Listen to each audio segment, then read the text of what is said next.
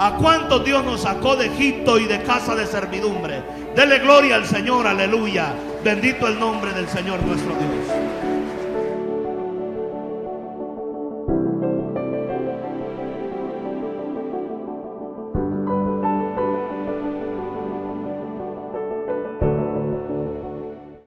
En cada uno de nosotros. A mí me emociona mucho porque este libro, así como lo podemos comprar en una librería fácil para nosotros, ha llevado muchos sacrificios detrás.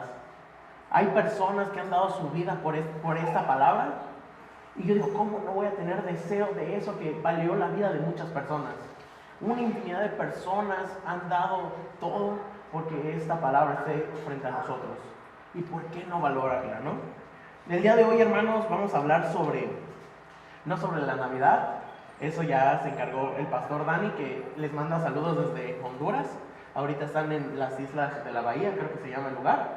Allá están ministrando el día de hoy junto con el hermano Mario, el líder de alabanza.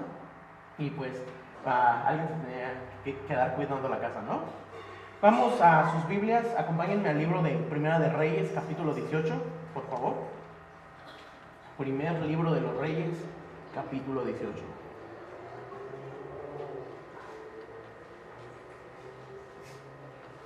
Cuando ya lo tengan, me pueden decir amén, por favor. Primera de Reyes, capítulo 18, versículo 20.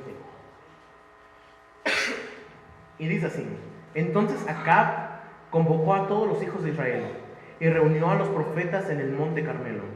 Y acercándose Elías a todo el pueblo dijo: ¿Hasta cuándo claudicaréis vosotros entre sus pensamientos? Si Jehová es Dios, seguidle, y si es Baal, id en pos de él. Y el pueblo no respondió palabra. Y Elías volvió a decir al pueblo: Solo yo he quedado profeta de Jehová, mas de los profetas de Baal hay 450 hombres. ¿Cuántos? 450 hombres. Denos pues 2 bueyes y escojan ellos uno y yo escogeré el otro. Córtenlo en pedazos y pónganlo sobre la leña, pero no pongan fuego debajo. Y yo prepararé el otro buey y lo pondré sobre la leña, y ningún fuego pondré debajo. Invocad luego vosotros el nombre de vuestros dioses, y yo invocaré el nombre de Jehová. Y el Dios que respondiere en medio de fuego, ese sea Dios. Y todo el pueblo respondió diciendo: Bien dicho. Les explico un poco lo que estaba pasando en ese momento, ¿no? De los profetas de Jehová solamente quedaba, ¿cuántos? Yo soy muy preguntón cuando hago mis prédicas aquí, así que prepárense para responder muchas preguntas. ¿Cuántos profetas había del pueblo de Dios? Uno. ¿Y del pueblo de Baal cuántos había? 450. Imagínense, aquí ahorita no somos 450. A mí me daría miedo, pero miedo de esos miedos, de que 450 personas se me pusieran enfrente y dijeran: ¿tú qué? ¿Cómo que andas diciendo cosas de nuestro Dios? A mí me daría miedo todo eso, ¿no? 450 personas. Realmente muchas veces no dimensionamos lo que dice en la Biblia, pero imagínense ese escenario. Estás en un monte donde está toda la ciudad reunida, y de un lado están 450 personas, y del lado contrario solamente estás tú. Créeme que no es un escenario muy favorecedor, ¿no? Y imagínense la presión social que sentía Elías. Imagínense la presión emocional que sentía Elías en ese momento. 450 personas en contra de lo que tú crees, en contra de lo que tú hablas, en contra de lo que tú eres, ¿no? Hace unas semanas, como 3 semanas, tuvimos un evento con un evangelista hermano en Cristo que se llama Nick, que él ha salido en películas, en un buen de cosas por el estilo, que él no tiene brazos ni piernas, ¿no? Pero sin embargo su vida es una vida de ministerio total, acercando a las personas a Jesús, ¿no? Y a mí algo que me llamó mucho la atención de cuando estábamos en ese evento, no pude escuchar yo su prédica porque pues estaba yo hecho un caos con otras cosas, pero llegué a la parte final, ¿no? Como dicen, llegué al postre. Y Nick dijo unas palabras que a mí me han resonado mucho en mi corazón estos días. Él decía: pasa al frente si quieres recibir de Jesús. Si realmente quieres recibir de Jesús, pasa al frente. Y decía: anímate a hacerlo, Porque si no estás dispuesto a pasar al frente ahorita en una reunión como esta, si no estás dispuesto a pasar al frente ahorita en la iglesia donde todos venimos a lo mismo, ¿qué te hace pensar que cuando estés frente a personas que están en contra de lo que crees, realmente les vas a hacer frente? ¿No? Y yo por dentro decía, no, me empecé a examinar y decía, Dios, ¿realmente estoy dispuesto a aventarme frente a 450 personas? O sea, realmente hay que preguntarnos, hermanos, ¿qué tan dispuestos estamos para ponernos enfrente de las personas que están en contra de Dios? No hablamos en contra de nosotros, porque puede haber muchas, sino en contra de Dios, de lo que creemos, en contra de aquel que nos amó tanto, que mandó a su Hijo para salvarnos a cada uno de nosotros. ¿Qué tan dispuestos estamos para ponernos enfrente? Y yo admiro mucho a Elías por eso. Se puso enfrente de 450 personas. Y no era como que solamente ellos dos, sino que había todavía público que decía, a ver si se equivoca, a ver si la riega, porque, como a veces es las situaciones, ¿no? Tal vez no son de tu equipo, pero bien que están viendo cómo te equivocas, ¿no? Cómo cometes un error para de ahí picarte para que santo aguijón, como decía Pablo. Y entonces lo que pasó en esa situación, en el Monte Carmelo, un profeta de Dios y 450 de Baal, ¿sí? Y entonces Elías dijo lo siguiente al pueblo de Dios: ¿hasta cuándo seguirán en sus mismos caminos, entre dos pensamientos? Como que soy de acá de la iglesia, luego a palabras de hoy en día, como que soy de la iglesia, pero como que a veces niego un poquito que soy de la iglesia, no, nada más para convivir tantito, ¿no? Entre semana. Como que, sí, el domingo, gloria a Dios, santo es el Señor, Dios en las alturas, y empezar a orar de, oh Señor, creador del cielo y la tierra, tú que me viste desde la fundación del mundo, y empiezan a orar así, pero en la semana se les olvida por completo que somos cristianos, ¿no? El ser reales, el ser genuinos en cada lugar en el que estamos, ¿no? Y es lo que Elías les decía: ¿hasta cuándo andarán en esos dos pensamientos? ¿Hasta cuándo serán cristianos de domingo y hasta cuándo serán personas del mundo? O sea, decídanse por uno de los dos. Por favor, no conviene estar en medio. Recordamos lo que menciona en Apocalipsis, ¿no? Mejor es ser caliente que frío, pero aún mejor es ser frío que tibio, porque de los fríos tendrá misericordia el Señor, ¿no? Y eso mismo decía Elías, y es algo que yo en muchas ocasiones en mi vida me he cuestionado de: Dios, ¿realmente estoy siendo genuino en cada lugar en el que voy?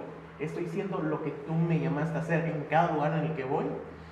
Y algo que yo en este año empecé a trabajar en una escuela cristiana, que ya no trabajo ahí, ya acabó el contrato.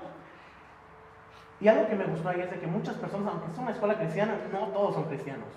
Muchas personas eran católicas, había una persona que era testigo de Jehová, o sea, había variedad, ¿no?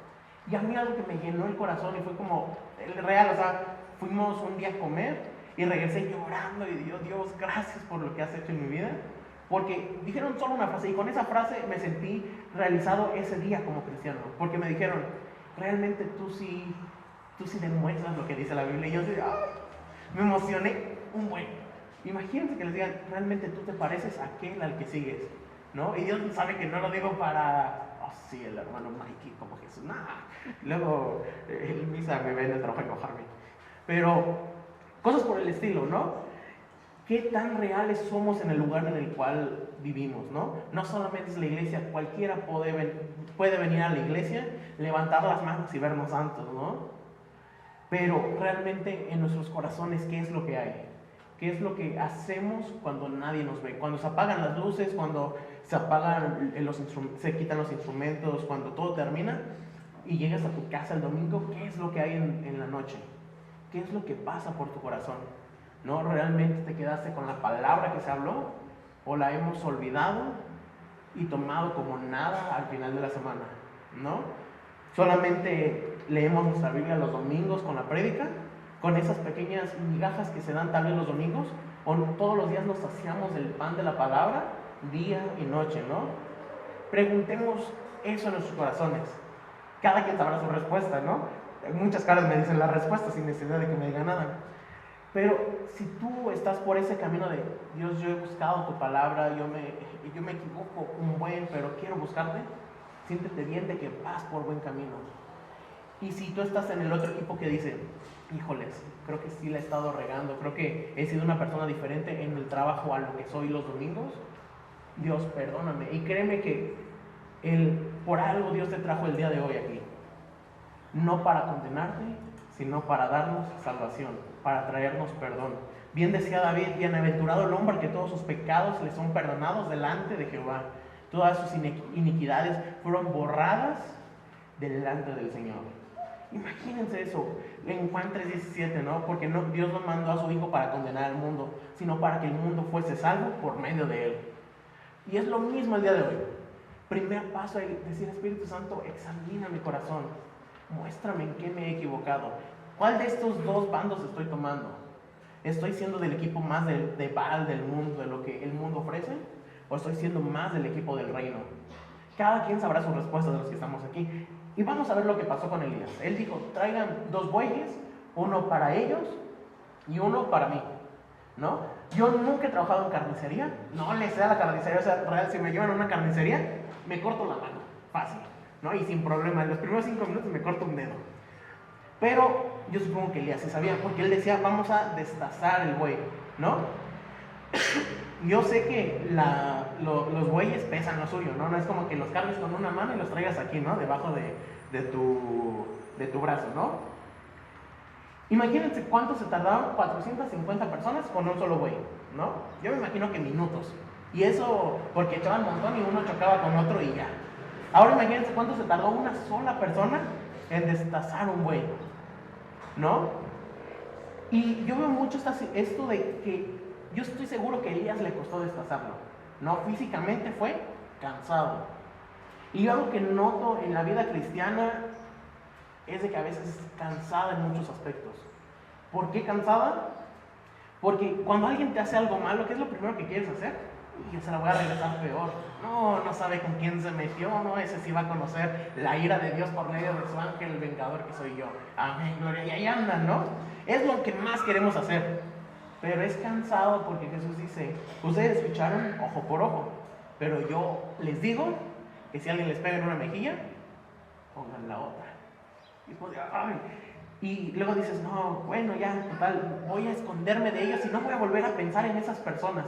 Las voy a ignorar toda mi vida y ya, se me acabaron mis problemas. Pero Jesús nos dijo, yo les digo, oren por quienes los persiguen, bendigan a los que los maldicen. Y dices, Dios, ¿por qué haces esto? O sea, qué difícil es ser cristiano a veces. Porque van todo lo contrario a lo que nosotros queremos hacer.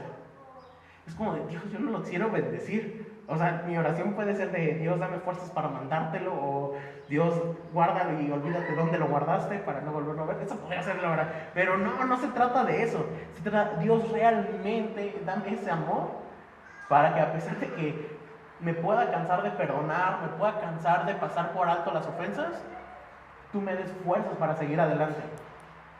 Si les contara la infinidad de veces que he visto a pastores lastimados realmente por cosas que hacen las personas de las iglesias, y yo digo, ¿por qué sigues ahí? O sea, yo creo que una persona normal, por así decirlo, porque yo creo que los pastores viven una vida extraordinaria, porque a pesar de todo lo que les pasa, ahí siguen amando a la iglesia. No, lo veo en Ezequiel, en Jeremías, como él decía, yo no quiero hablar más de Jehová, no quiero predicar más su palabra, pero su amor es como un fuego que arde en medio de mis huesos y no puedo resistirlo, ¿no?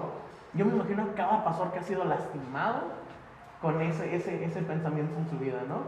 No puedo resistirme a hablar las bondades de Dios. Como decía a Juan, ¿cómo callaremos lo que hemos visto?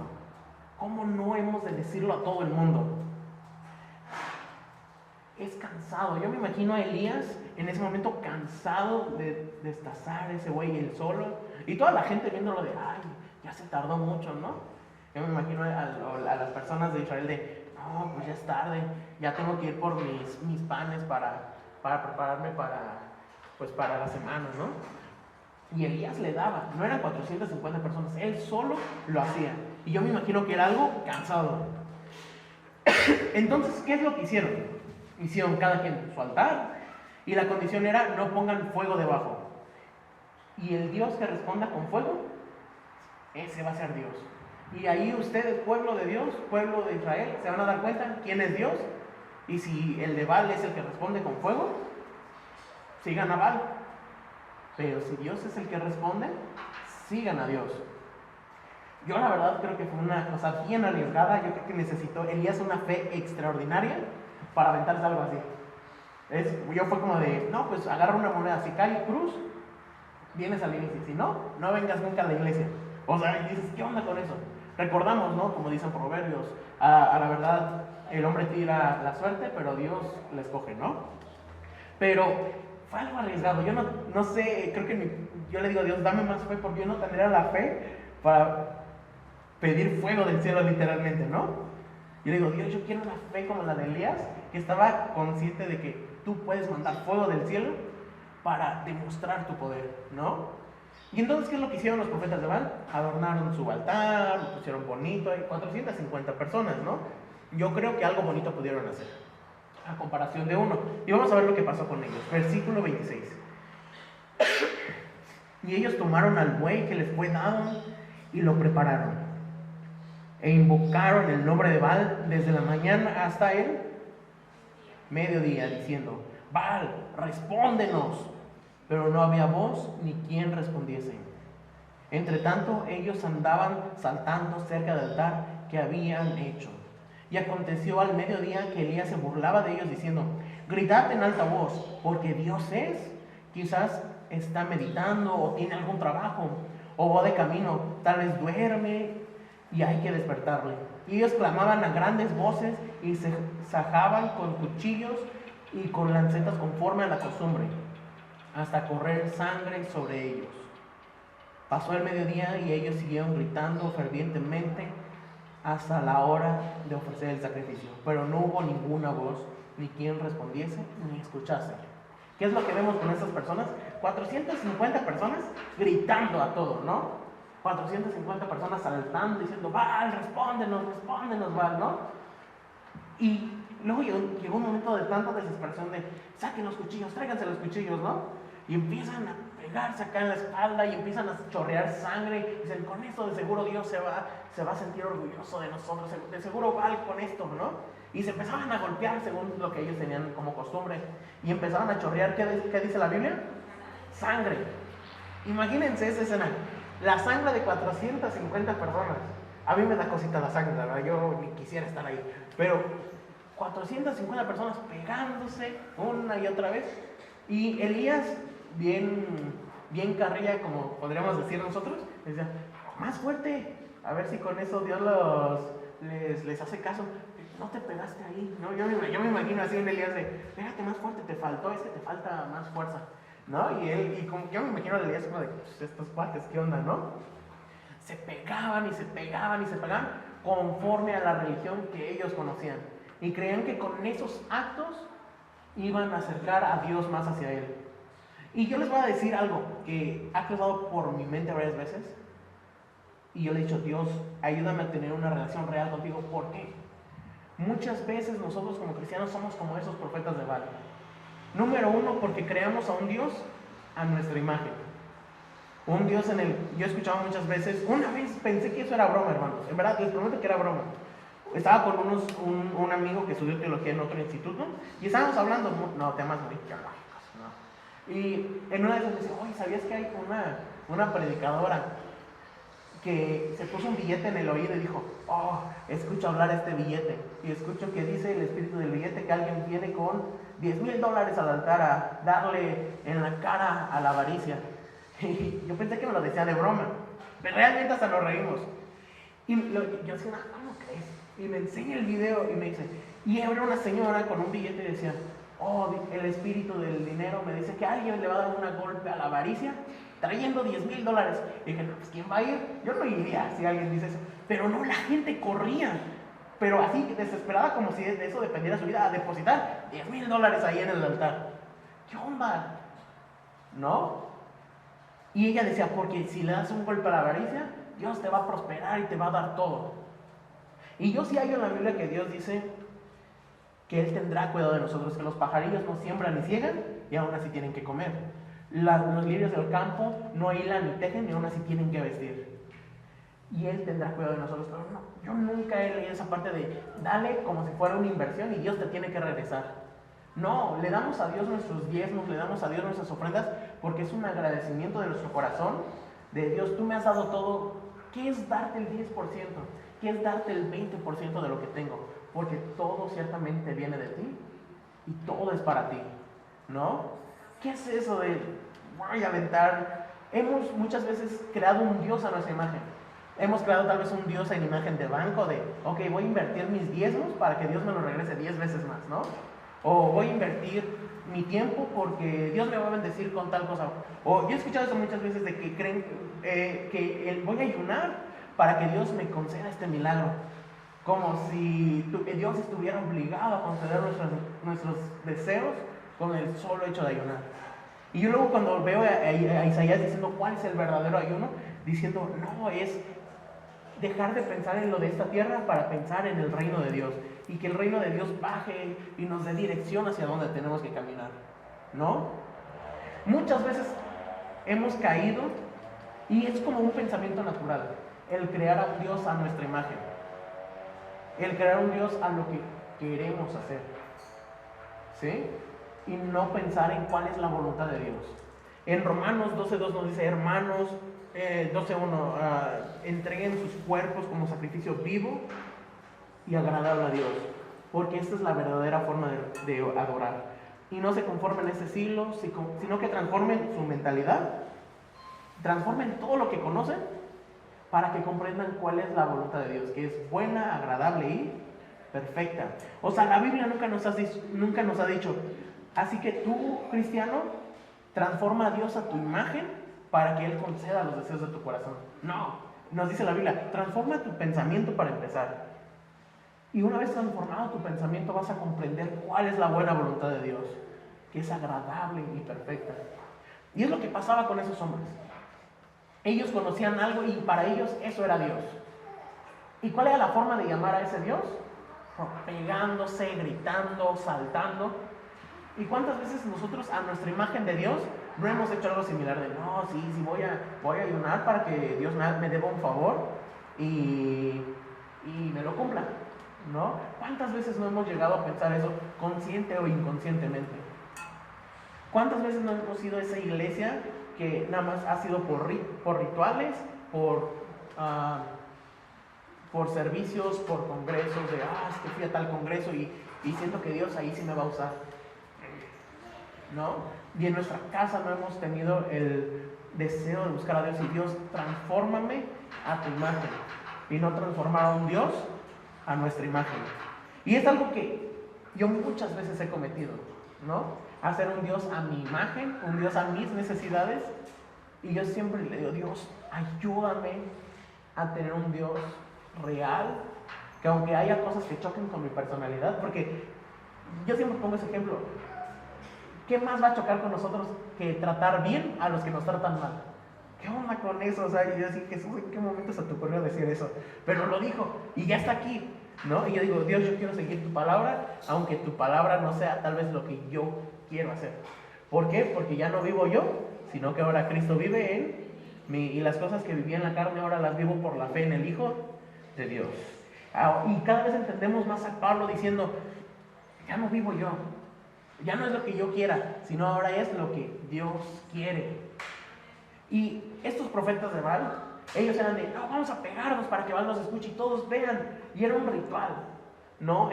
Mucho en nuestra cultura como mexicanos está el, voy a hacer tal ritual en la iglesia, y una vez salgo de la iglesia, no, pues vamos a hacer una fiesta para festejar que hicimos el ritual, tráete unas cervezas, no pasa nada. Y dices, creemos muchas veces que Dios se queda encerrado en la iglesia y que Dios no puede salir de ahí. Pero la realidad, mis hermanos, es de que Dios está en todas partes, es omnipresente. En cada momento ahí está Él. Como menciona en Salmos, me encanta esa parte de, si desciendo a lo profundo, ahí estás tú. Si me voy a lo alto, ahí estás tú. En cada lugar donde soy, ahí estás tú, mirando cada uno de mis hechos. Y decir, ¿qué onda con eso? O sea, Dios realmente nos ve, Dios realmente está cerca de nosotros. ¿Por qué caemos muchas veces en transformar a Dios a nuestra imagen? Es la pregunta que siempre me hago: Dios, ¿por qué? Ayúdanos a tener un Dios, a conocerte tal y cual eres. Y de eso se trata mucho la eternidad. No de conocer lo que queremos, sino conocer al Dios real por toda la eternidad, ¿no? No solamente quedarnos con nuestras ideas de, ay Dios, yo creo que ha de ser así, sino que llegar el punto donde Jesús regrese, venga por su iglesia y conozcamos a Dios cara a cara. Imagínense eso. ¿De qué nos sirve el querer estar en la iglesia, decir, oh sí, Dios, eres bueno, si en nuestra casa no adoramos a Dios en la intimidad, no buscamos a Dios en oración? ¿Por qué? Porque en el momento en el que estamos en intimidad con Dios, estamos cerca de Él, estamos conociéndolo. ¿Y de qué nos sirve el no querer conocerlo, venir a la iglesia? ¿Ustedes qué creen que vamos a hacer en la eternidad? Todo día y noche vamos a estar con Él, adorándole día y noche. Y si no queremos luego hacerlo aquí en la tierra, ¿qué hemos de pensar que lo vamos a querer hacer en la eternidad? ¿No? Vas a decir, ay, qué aburrido, ya vámonos. Obviamente, cuando veamos a Dios sentado en su trono, alto y sublime, toda lengua va a decir, este es el Dios que tanto era.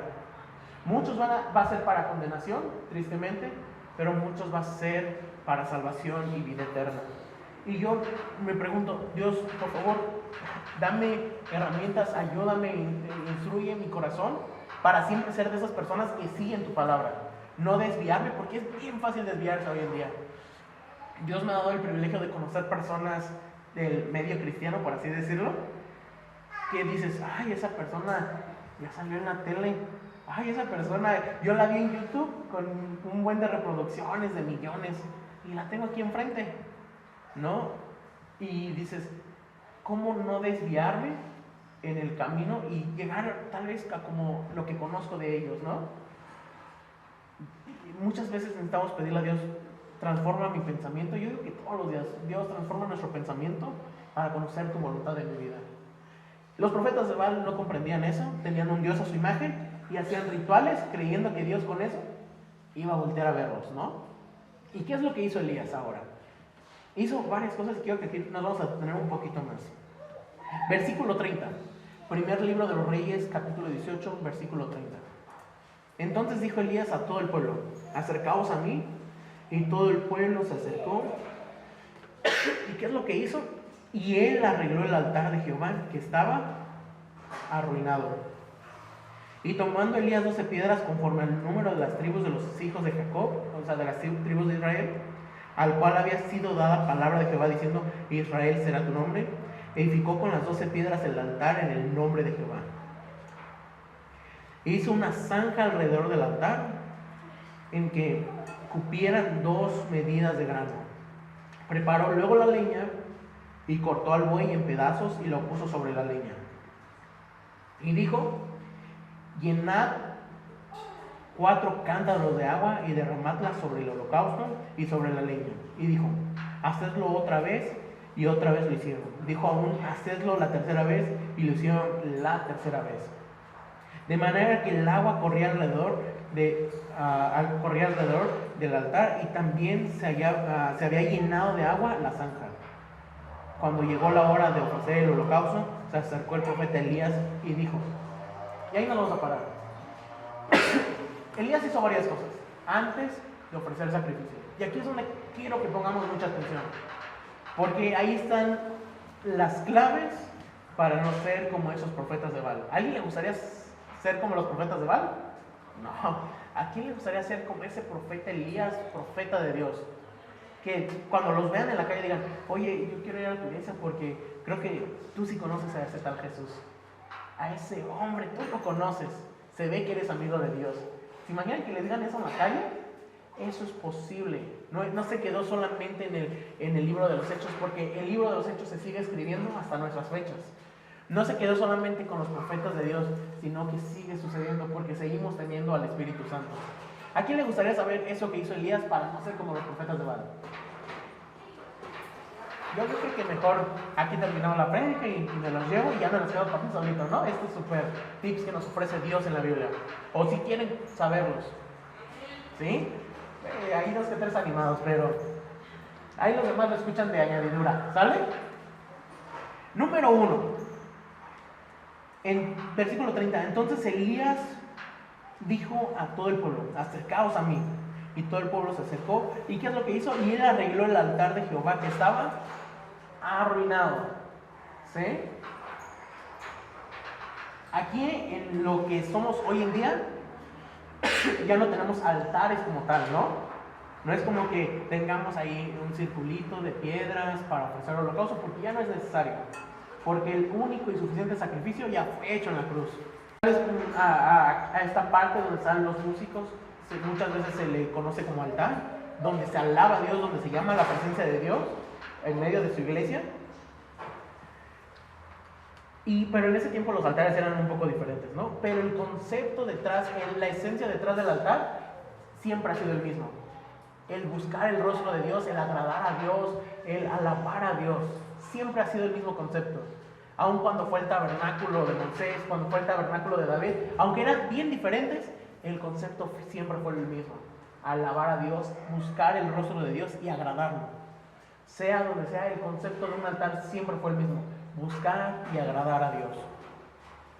Y el altar de Jehová, en los tiempos de Elías, ¿cómo dice la Biblia que estaba? Arruinado. ¿Sí? Y ahora pregúntense cada uno de ustedes, ¿cómo está tu altar en tu corazón? Donde tú le dices a Dios cada noche, le dices, Dios, ven a mi corazón, ven y toma tu lugar. Ese lugar donde llamas a Dios y le dices, ven aquí, ¿cómo está ese lugar? Y no hablo tanto de un cuarto, ¿no? Porque no hablo tanto de dónde haces tus oraciones, que tienes que ser un lugar bien bonito, con una alfombra, un sillón. Si tienes la oportunidad de hacerlo, qué padre que lo puedes hacer. Pero a mí me ha tocado, cuando estaba en el instituto bíblico, era un cuarto como de este tamaño y un buen de literas, ¿no? Le decían el gallinero ahí, porque estaban todos los chavos ahí metidos en literas, ¿no? Luego te levantabas y había un pie aquí en tu cara y decías, ay Dios, ayúdame, ¿en qué momento me metí aquí? Y créanme que ahí no había un lugar como que privado de cada quien aquí es tu cuarto de oración privado, nadie te va a venir a interrumpir, cuando quieras vente aquí. No había eso. Lo que muchos decíamos, nos salíamos en la madrugada y había unos baños hasta arriba de un cerro, y en esos baños arriba del cerro nos metíamos cada quien en un baño diferente, en el baño. No te hablaba de un lugar bonito, no había un escenario, no había luces, aunque en el instituto lo había. Ahí es donde nos aislábamos para buscar a Dios. Y cuando hablamos de altar no se refiere tanto a dónde haces tus oraciones, sino lo que hay dentro de nosotros. El concepto del tabernáculo de Moisés, de David, era de Dios habitando en medio de su pueblo. Pero cuando viene Jesús ya no es Dios habitando en medio de su pueblo, sino es Dios habitando en su pueblo. Porque ¿acaso no saben que ustedes son el templo del Espíritu Santo? ¿Ven la diferencia? El altar ya no es algo físico, sino es qué hay en nosotros. ¿Cómo está el altar de nuestros corazones a Dios? El altar que había en los tiempos de Elías estaba arruinado. ¿Y qué es lo que hizo Elías? Lo arregló. Tú cuando examina tu altar, examina qué hay en tu corazón, y es un lugar de honra a Dios o de deshonra a Él. Y si está destruido, créeme que Dios te puede ayudar a reedificarlo, te puede ayudar a volverlo a construir. No importa cuánto tiempo lleves en la iglesia. Ese altar llevaba años ahí, estoy seguro. Y aunque llevaba años ahí, estaba destruido. No, el llevar muchos tiempos en el evangelio no significa que estás bien. Muchas veces con el tiempo te cansas y dejas de hacer cosas que antes hacías. Sí, es importante cada día, cada vez que podamos, examinar cómo está nuestro altar y decir, Dios, si algo no te agrada, por favor, constrúyelo de nuevo. Hazlo de nuevo. Yo quiero tener un lugar apto para tu presencia. Que mi vida sea una casa para el Espíritu Santo. Luego, ¿qué más hizo Elías? 33. Preparó luego la leña y cortó el buey en pedazos y lo puso sobre la leña. Aquí vemos cómo prepara al buey, ¿no? Lo corta en pedazos y lo pone sobre la leña. Ofrece algo a Dios. Y eso es un principio básico, es una ley espiritual y una ley física, la cual es la ley de la siembra y la cosecha. ¿Alguna vez lo han escuchado?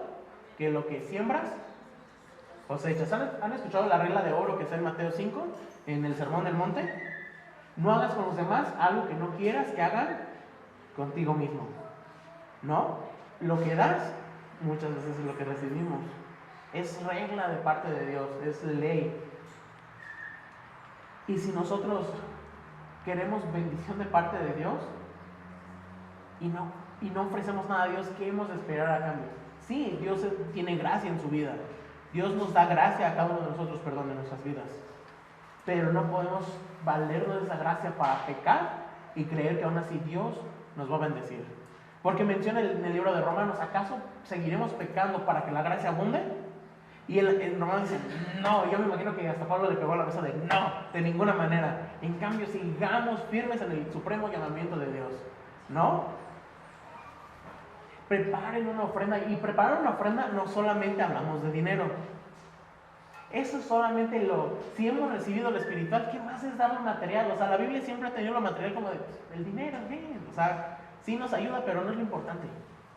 No se trata de ofrendar, sí, te ofrendo eso. No, se trata de ofrendar nuestra vida entera.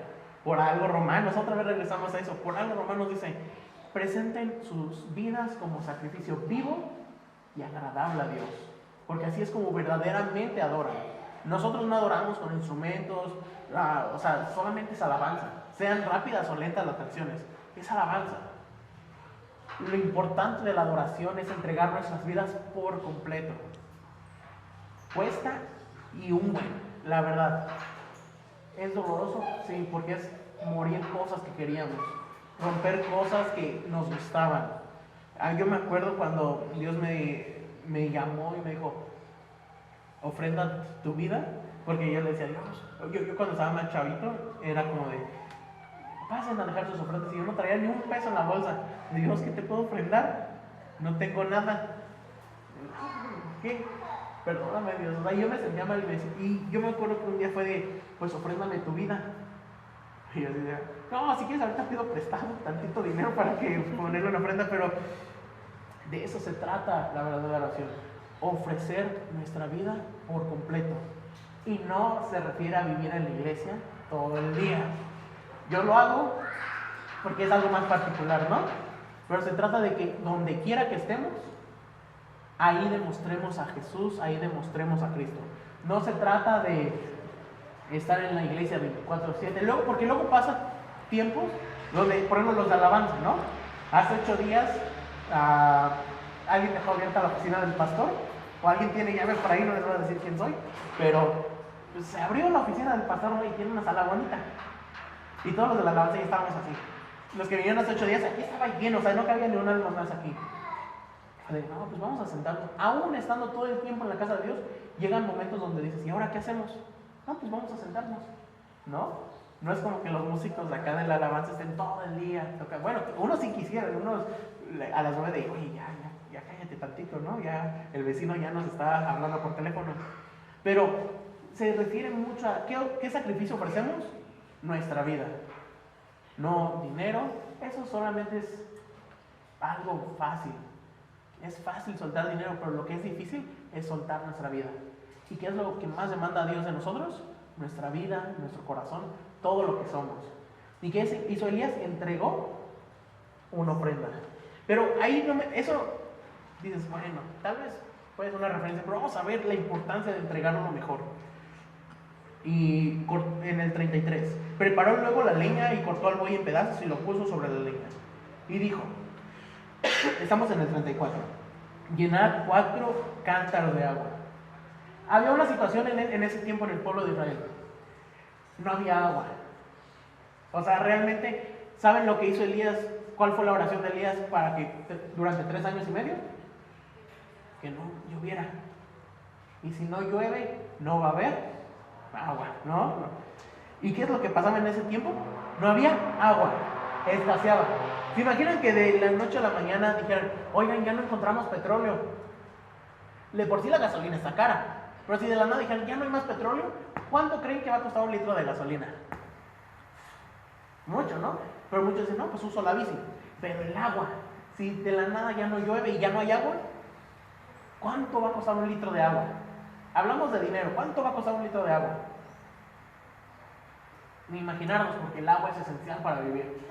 Y en ese tiempo no había agua. ¿Y qué es lo que hizo Elías? ¿Qué es la fabulosa idea que se le ocurrió a Elías?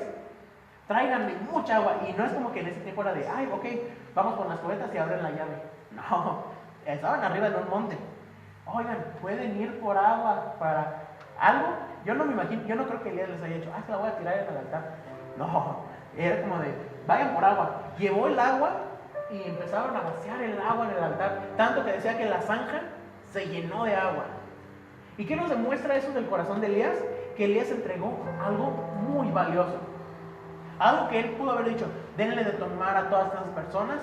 Fácil pudo haber, yo me imagino que Dios en su infinita creatividad que tiene, pudo haber multiplicado el agua y que todos ese día tuvieran agua de sobra y así glorificaran a Dios. Yo pudo haber hecho eso, pudo haber hecho que ese día lloviera para que vieran que Dios es Dios, no sé. Pero ¿qué es lo que hizo Elías? Derramó el agua sobre el altar. ¿Y qué es lo que tú derramas sobre el altar de Dios? ¿Entregas lo más valioso de tu vida o entregas lo que te sobra? Porque siempre, yo he escuchado que la vida de un cristiano es extraordinaria, porque das más allá de lo que tienes. Yo he escuchado a mucha gente decir, es que no tengo tiempo, me gustaría estar, pero no tengo tiempo. Yo una vez, que me ocurrió decirle al pastor, no, es que no fui porque no tuve tiempo. Y el pastor, hay prioridades. Hoy en día, bendigo la vida de cada uno de ustedes porque están el día de hoy. Pudieron haber estado comprando sus cosas para la cena, pero ustedes atendieron lo importante antes que lo urgente. Tal vez vayan a ir ahorita a comprar cosas o no sé, y tal vez ya no encuentren y digan, sí, me hubiera venido en lugar de la iglesia. Pero yo te voy a decir algo, tengan más en mente lo importante que lo urgente. Es más importante buscar a Dios que la urgencia de muchas cosas en nuestras vidas. Es más importante el estar cerca de Él que la urgencia de, es que tengo que hacer ese trabajo porque mañana lo tengo que entregar. Es entregar lo que no tenemos. No tengo tiempo, pero aún así voy a ir a la iglesia. No tengo tiempo, pero aún así voy a buscar tu rostro. No tengo tiempo, no tengo ganas, no tengo fuerzas ni energía, pero aún así todos los días quiero leer tu palabra. Eso se trata de entregar lo valioso. No tengo dinero, Dios, no tengo ni un peso, no tengo trabajo, pero ok, vamos a comprar eso que se necesita en la iglesia. No tengo, pero te lo doy. ¿Y de dónde sale esa cosa que das? ¿Quién sabe? Solo Dios sabe. Pero eso habla de un corazón de entrega total a Dios. Eso es lo que no comprendían esos profetas de Baal. Ellos entregaban golpes, pero Dios pide un sacrificio vivo, y ese sacrificio somos cada uno de nosotros. ¿Entregas lo más valioso o lo que no te sobra? Medita en esas palabras todo este tiempo. Y vean esto. 36. Cuando llegó la hora de ofrecer el holocausto, se acercó el profeta Elías y dijo: Jehová, Dios de Abraham, de Isaac y de Israel, sea hoy manifiesto que tú eres Dios en Israel, y que yo soy tu siervo, y que por mandado tuyo he hecho todas estas cosas. Y ahí yo entro, wow, eso de tirar el agua no fue por capricho, eso de ponerse al tú por tú a 450 personas no es sabio. Dios nos llama a ser sabios, pero eso no fue sabio. Pero ahora entro en razón de por qué lo hizo. Porque fue ordenanza ¿de quién? De Dios. Respóndeme, Jehová, respóndeme, para que conozca este pueblo que tú, oh Jehová, eres el Dios, y que tú vuelves a ti el corazón de ellos. Entonces, ¿qué pasó? Cayó fuego de Jehová y consumió el holocausto, la leña, las piedras. Imagínense que con fuego se consumen unas piedras. ¿Cuánta temperatura, cuánto poder tuvo que haber descendido para que una piedra se deshiciera? La leña, las piedras y el polvo, y aún lamió el agua que estaba en la zanja. ¿Qué onda con Dios a veces? Wow, yo digo, Dios, eres tan increíble, eres tan bueno. Yo cuando veo todo lo que has hecho, pienso y digo, ¿quién? Y me siento mucho con el salmista que dice, ¿quién es el hombre para que tengas de él memoria? Y el hijo del hombre para que lo visites. Lo has hecho aún menor que los ángeles, mayor que los ángeles. Y dices, ¿yo por qué, Dios? ¿Yo quién soy? ¿Yo qué te puedo ofrecer? Yo decía, sí, te ofrezco mi vida, pero mi vida es imperfecta. En verdad eso te vamos a ver. Y cómo Dios nos responde, así me encanta. así entrégame tu vida, así entrégala. Yo puedo hacer maravillas con lo que tú me estás dando, pero solamente dámelo. No te resistas a quedártelo tú. Llega el punto donde entendemos que nuestra vida ya no nos pertenece, sino que ahora todo nuestro vivir, todo nuestro sentir pertenece a Dios. Este año fue un año de muchas cosas, pudieron haber pasado 1000 cosas en tu vida, pero yo te voy a decir algo: Dios sigue siendo Dios. Los amigos de Daniel, Sadrach, Mesach y Abednego, como cuando estaban en el horno de fuego, ellos dijeron: no nos das miedo, Nabucodonosor, porque Dios nos puede salvar. Y aún así, si Dios no nos salvara, Él sigue estando ahí y seguimos amándolo, aunque Él no cumpla lo que queremos. Dios nos salvó, pero en su corazón había esa ofrenda constante a Él. Preparar el altar de nuestros corazones. Cada uno de los que estamos aquí, Dios tiene un propósito especial. La iglesia no se trata de altares, de prédicas, de alabanza. No se trata de eso. Se trata de toda una iglesia unida. Cada uno de los congregantes, cada una de las personas que componemos congregaciones, unidos en un mismo sentir. Siento la novia de Jesús que dicen: Maranata, ven Señor Jesús. Y que el único clamor que tenemos es: ven y reina sobre nosotros. Queremos que tú regreses a reinar aquí. Como Él les decía: manda tu fuego, Dios, para que vean que tú eres Dios. Me rompe la cabeza pensar que algún día el cielo se va a abrir y del cielo va a bajar un hombre en caballo blanco, que su nombre es Rey de Reyes y Señor de Señores. Y yo cuando vea eso, yo quiero que sea una visión de esperanza para mí, porque de antemano preparé mi altar, ofrendé lo más valioso que tengo, y Dios respondió a mi vida. Y eso mismo lo puedo hacer con cada uno de ustedes. Dios no es un Dios lejano, Dios no es un Dios de rituales, que tienes que romperte la espalda. No, es un Dios el cual es vivo y ve los corazones de cada uno de nosotros. El hombre ve lo que ven sus ojos, pero Dios ve los corazones de cada uno de los que estamos aquí. Y ese hombre llamado Jesús, a mí me rompe la cabeza pensar en ese hombre que nos tuvo en mente a cada uno de nosotros, diciendo: vale la pena morir por cada uno de ustedes. Y cómo, no importa cuándo nació, lo que sí es el hecho de que nació, pero no nació solamente para ser rey y estar en riquezas. No, nació en lo más humilde. Él rompe mi cabeza en cada cosa que digo: es que Dios tiene que ser así. Él rompe mi cabeza de: no, pues fíjate que lo voy a hacer así. Y uno pensaría: Él es el Rey de Reyes, así que va a nacer en algo chido. Pero Jesús dice: no, fíjate que voy a nacer en lo más humilde que hay. ¿Qué onda con eso, Dios? Tú pudiste haber tenido todo y decidiste morir en una cruz por mí. Tú pudiste haber tenido a cualquier persona mejor que yo en esta vida y me escogiste a mí. ¿Por qué? Y déjame decirte, el llamado de Dios es particular para cada uno de nosotros.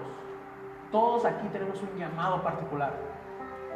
Los llamados no solamente son a ser predicador, a ser músico, a ser de escuela dominical, a ser de jóvenes, a ser ujier. No, eso sí es un honor grandísimo servir en la casa de Dios.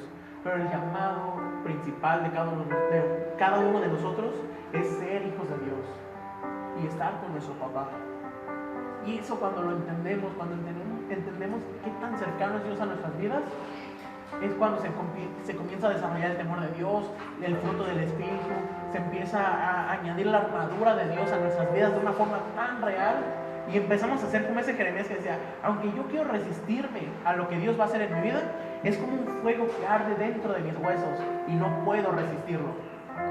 Pero todo comienza diciéndole: Jesús, yo te quiero seguir. Y eso no es una decisión de solo una vez. Esa es una decisión de todos los días. No solamente conformarnos con lo que nos hablan el domingo, sino una semana decir: Dios, yo te voy a buscar. Día y noche quiero pensar en ti. Mientras te espero, quiero que mi corazón arda por ti. Enciende el altar de mi corazón. Me encanta cómo habla en Filipenses 2. Dice: haya pues en vosotros este sentir que hubo en Cristo Jesús, el cual siendo similar a Dios, el cual siendo igual a Dios, no estimó eso como cosa que aferrarse, sino que se despojó a sí mismo, haciéndose obediente hasta la muerte y muerte de cruz. El Dios Altísimo murió en una cruz, por lo cual Dios lo exaltó hasta lo sumo y le dio un nombre que es sobre todo nombre, para que en el nombre de Jesús se doble toda rodilla de los que están en el cielo y en la tierra, y toda lengua confiese que Jesucristo es el Señor, para gloria de Dios Padre.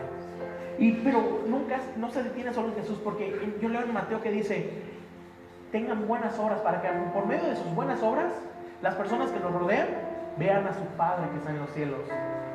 Y luego nos menciona en Corintios porque las cosas viejas pasaron y aquí todas son hechas nuevas.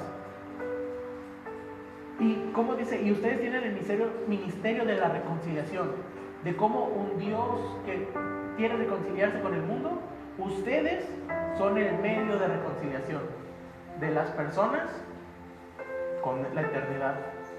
Como se decía Juan el Bautista, como decía Jesús, el reino de los cielos se ha acercado.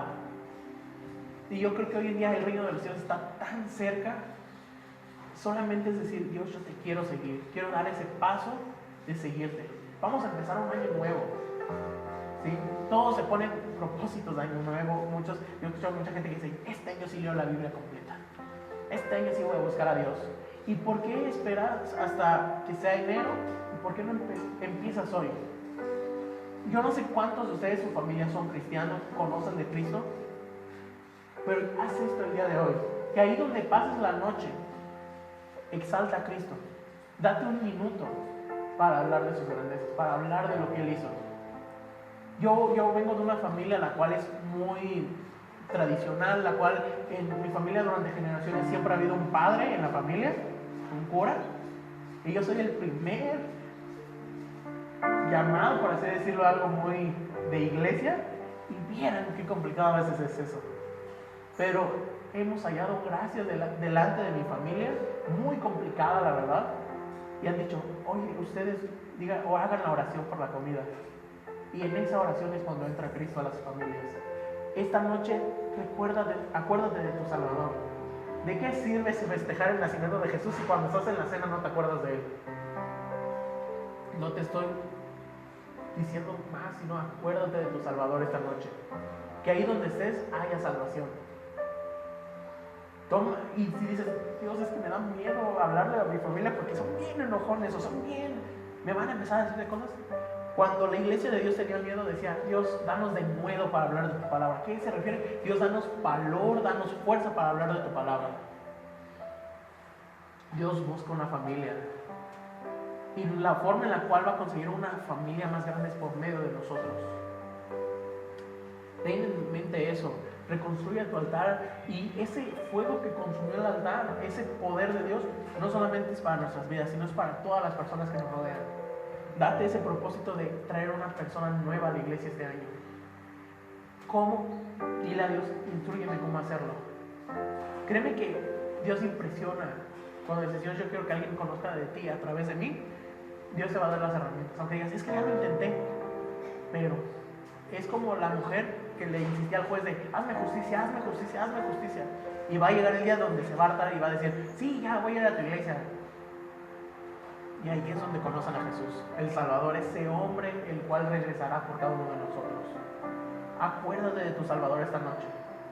No hagas solamente rituales, sino vive una experiencia con Dios real y genuina. Todos somos llamados a ser hijos. Y un hijo, cuando busca a su padre, no dice: oh Padre, tú que estás en el segundo piso, clamo tu nombre para que bajes ahora con tu hijo y le concedas un plato de sopa. No, dices: papá, dame sopa. Ya, papá, tengo hambre, dame de comer. Y acérquense a Dios. Si sus corazones se han sentido algo alejados este año en varias ocasiones, acérquense a Dios. Él está hoy diciendo: acércate hoy a mí. Y dices: yo quiero conocerlo más. Él dice: sí, ven, te agarro y hasta te jala y dice: ven, te voy a enseñar cosas que tú no tenías pensadas, cosas que no han bajado al corazón del hombre, que ojo no ha visto. Eso tengo preparado para ti. Vente, yo te voy a enseñar. A mí me rompe la cabeza pensar en un Jesús así, que dejó lo alto, lo sublime por venir a lo vil y lo menospreciado, y cómo nos está transformando, nos está santificando para que llegue el día donde seamos glorificados juntamente con Él. Porque si hemos de ser glorificados con Él, es porque también hemos padecido juntamente con Él. Así que manténganse firmes en el llamamiento de Dios, mis hermanos. Todos ustedes son llamados. No se trata de predicar, no se trata de tocar, se trata de cómo vivimos nuestra vida en ofrenda constante a Dios. Ahí donde estás, ponte de pie esta mañana.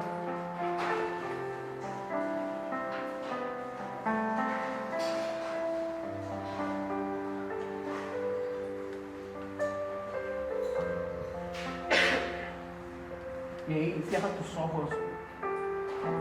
Señor Jesús, el día de hoy venimos ante ti poniendo todo delante de ti. No solo nuestro dinero, sino también nuestras vidas, nuestros pensamientos, nuestras maneras de hacer las cosas. Hoy las rendimos ante ti, Jesús. Ya no queremos ser iguales. Jesús, si nuestro altar ha estado roto, si el lugar donde tú debes tomar tu lugar no ha estado en condiciones para recibirte, ayúdanos a reconstruirlo. No queremos ser como esos profetas de Baal, los cuales hacían rituales para llamar la atención de algo, sino queremos que por medio de la entrega total de nuestra vida, tu atención sea hacia nosotros, Jesús. Creemos que tú eres bueno y que tú eres santo, santo, Señor. En ti no hay maldad. Te pedimos, Jesús, Espíritu Santo, que nos des de nuevo de hablar tu palabra.